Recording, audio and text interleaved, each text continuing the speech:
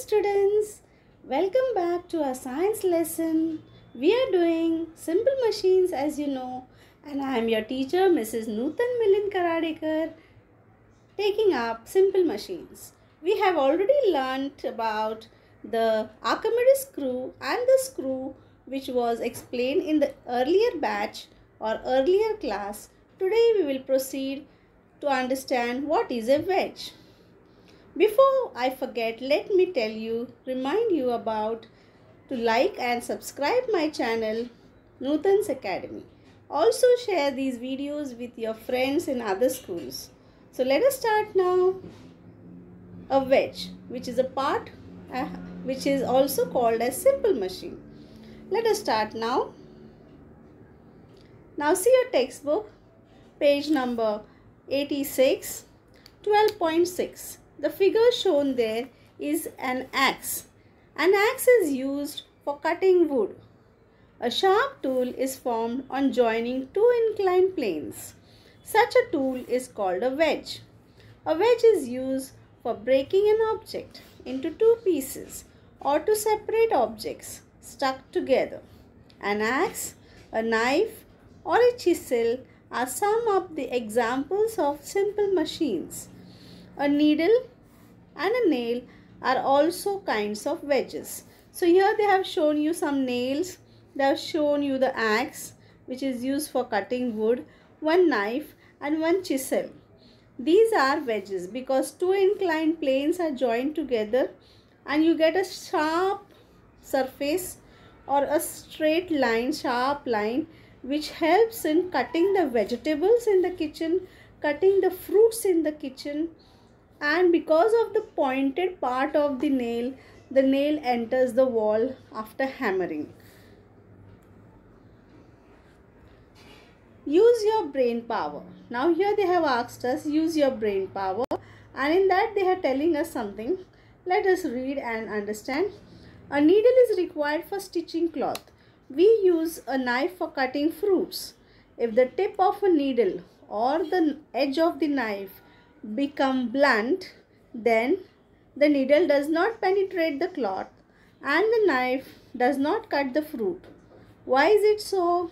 Because for the needle to enter the cloth, we require a sharp point and we require a sharp knife to cut the fruits. If it becomes blunt, we cannot cut it. Now let us move to the next simple machine that is shown here.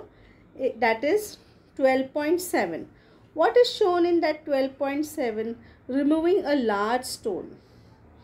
To remove a large stone, the farmer has taken a strong crowbar and he has inserted the crowbar under the big stone and he has rested one part of the crowbar on a small stone. And then his effort is from one end is pushing it downward so that the big obstacle or big stone is removed from that field. A farmer is using a crowbar. Let us read this and understand. To remove the big stone blocked down in the farm. Such a machine is called a lever. Now you can observe that there are three positions here. A lever has three parts, namely effort. Effort is where the farmer is applying at one end. Then the load. The load is that big stone. And the fulcrum. Fulcrum is the small stone where the crowbar is resting on the stone.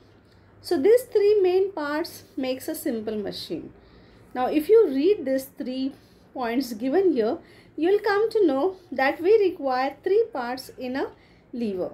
First is the effort, then the fulcrum where the crowbar is touching the small stone, and the load.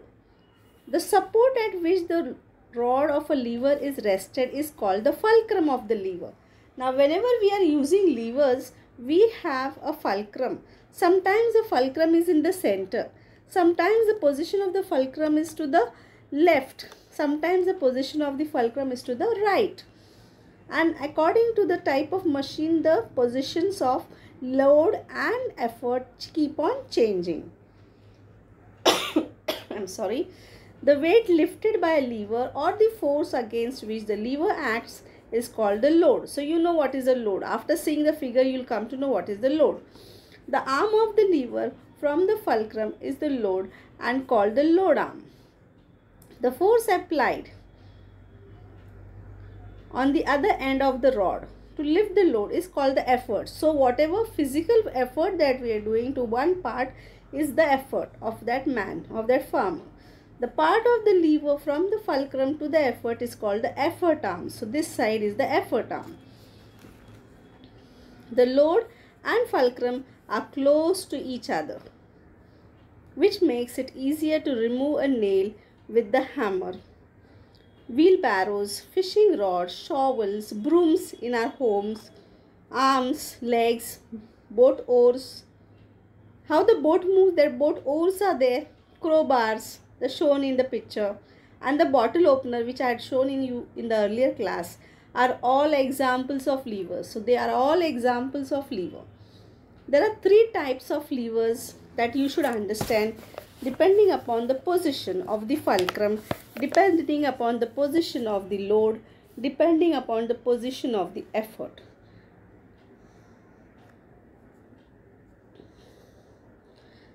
Now see the figure 12.8, lifting a paperweight.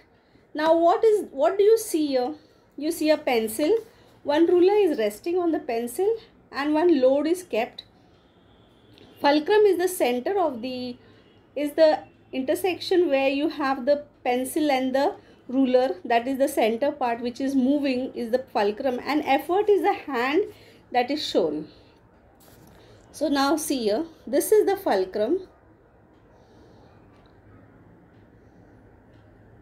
this is the fulcrum, this is the load, and this is the effort.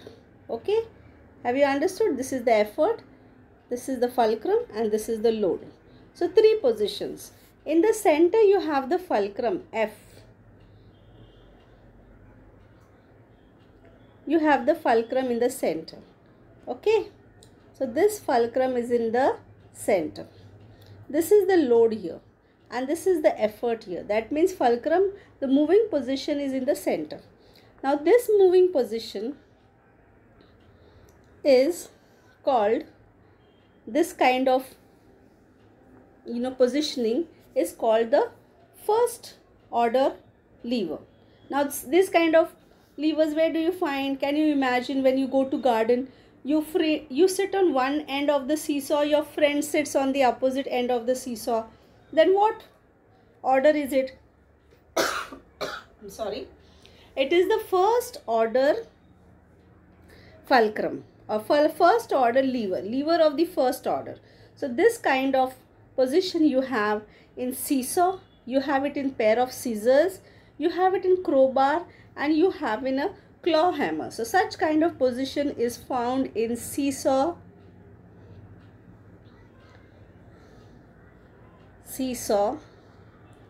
then where else you find? In scissors,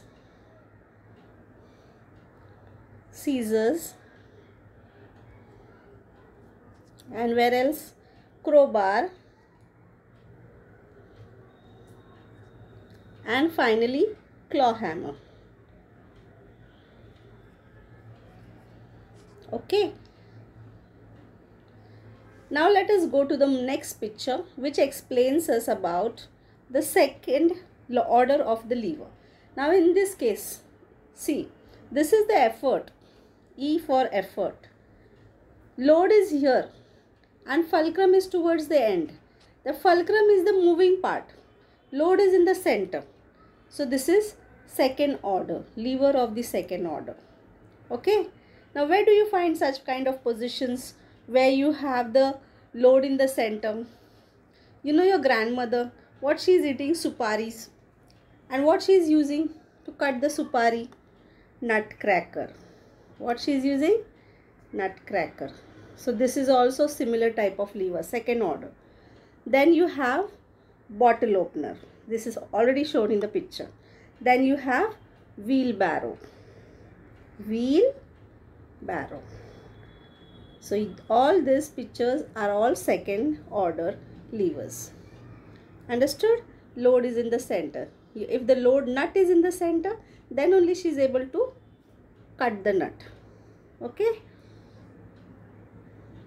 Then let's go to the next picture. What is this?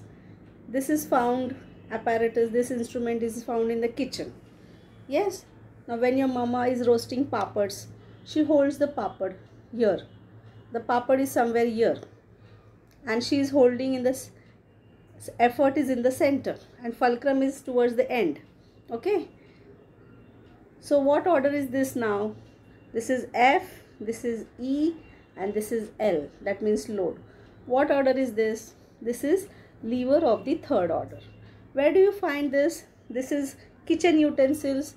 So go in the kitchen and find out, which is called as tongs to roast the papad. Okay. Then you have the human forearm, your hand, no? With your hand you lift so many things, human forearm. This is also third order lever. So today we have to learn and understand page number 86. What is a wedge?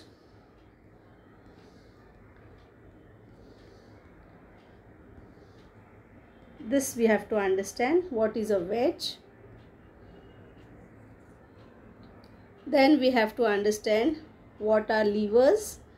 In levers we have to understand what is this, what is a crowbar useful and how it is used by farmers, and which lever order it is, first order.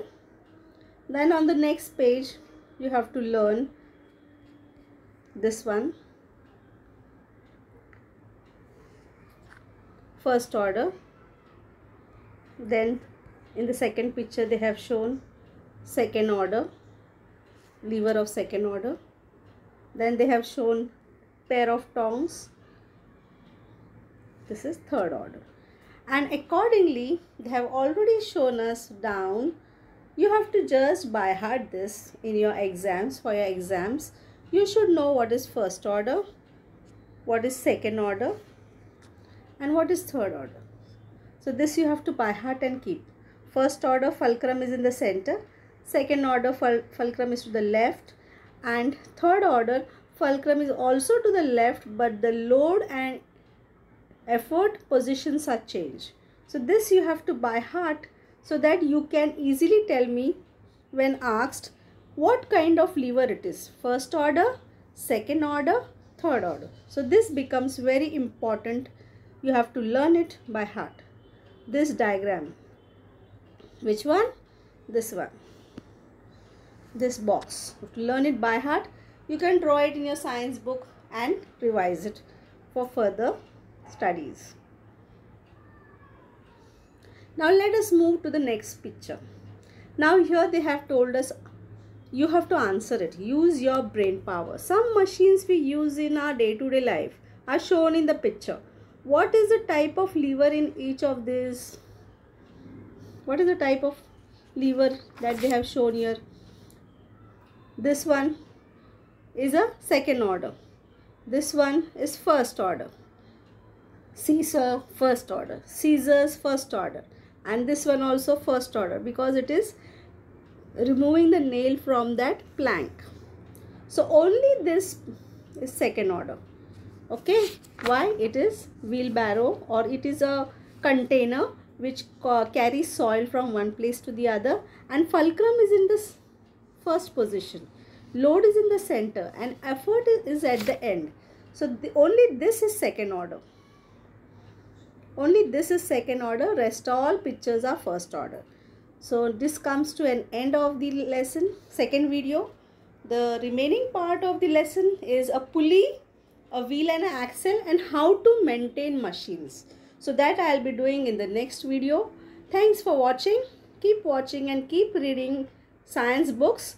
Keep on experimenting at homes. Remain safe indoors and enjoy your science lessons. Thank you, class.